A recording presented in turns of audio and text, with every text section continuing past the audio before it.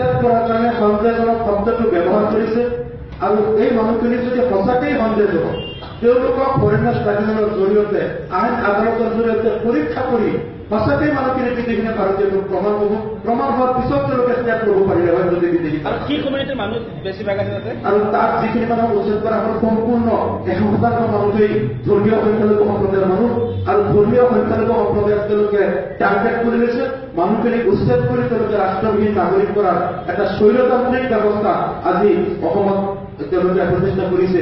গণতন্ত্ৰক হত্যা কৰা হৈছে। আমি তীব্ৰ গৰিহণা দিছোঁ আৰু দাবী জনাইছোঁ যে মানুহখিনিক আকৌ পুনৰ ক্ষতিপূৰণ তেওঁলোকক সংস্থাপন ৰাজ্য চৰকাৰে কৰিব লাগে। গতিকে ইয়াৰ বাহিৰৰ পৰা যদি কোনোবাই আমি স্থানীয় মানুহক উত্তেজিত কৰি ইয়াত এটা সাম্প্ৰদায়িক সংঘাতময় পৰিৱেশ সৃষ্টি কৰিব বিচাৰিছে সেই মানুহবিলাকক এৰেষ্ট কৰিব লাগে।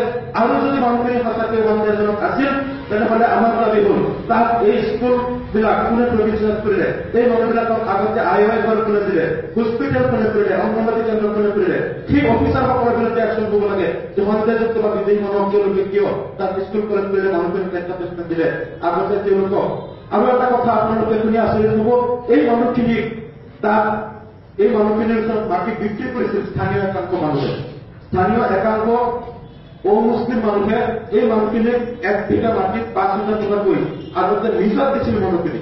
এই 40-50 বছৰ ধৰি বছৰে তেওঁলোকে তাত খেতি কৰে, তাৰ কাৰণে স্থানীয় একাংশ দালালক তেওঁলোকে 5,000 টকাকৈ তেওঁলোকে বিঘা মাটি দি আছে 30-40 বছৰ ধৰি। গতিকে তেওঁলোকক এই যিসকল মানুহে তেওঁলোকক এই 30-40 বছৰ আগৰ পৰা মাটিখিনি তেওঁলোকক আচলতে ৰেজিষ্টাৰ কৰি দিয়া নাই, এইটো বেচৰকাৰীভাৱে তেওঁলোকৰ ওচৰত বিক্ৰী কৰিলে আৰু বছৰে বছৰে তেওঁলোকৰ পৰা টকাও লৈ আছে খেতি কৰাৰ বিনিময়ত। সেই মানুহখিনিক এৰেষ্ট কৰিব লাগে।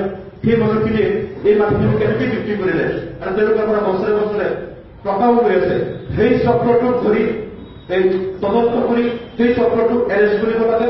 আৰু যিসকল মানুহে তাত এটা সাম্প্ৰদায়িক সংঘাতময় পৰিৱেশ সৃষ্টি কৰিব বিচাৰিছে, আচলতে বিগত কিছুদিনৰ পৰা আমি দেখি আছো অসমত এটা গণযুদ্ধৰ ফালে ঠেলি দিব বিচৰা হৈছে। চিভিল ৱাৰ অসমত এটা গণযুদ্ধৰ ফালে ঠেলি দিব বিচাৰিছে। হয়তো আগষ্ট 50 নিৰ্বাচন